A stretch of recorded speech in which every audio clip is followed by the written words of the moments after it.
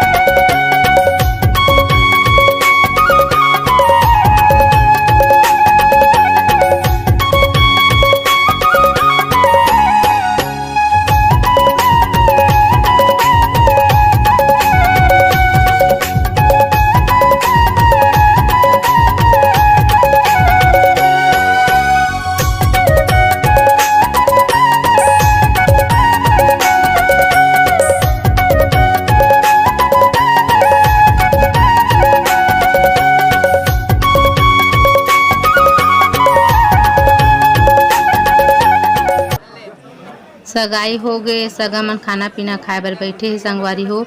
और सगाई के वीडियो कैसने लगिस मोल कमेंट करके ज़रूर बताओ। और ऐसने मज़ेदार वीडियो देखे बर मोर चैनल ला सब्सक्राइब कर लूँ। तो मिलथन अगले वीडियो में।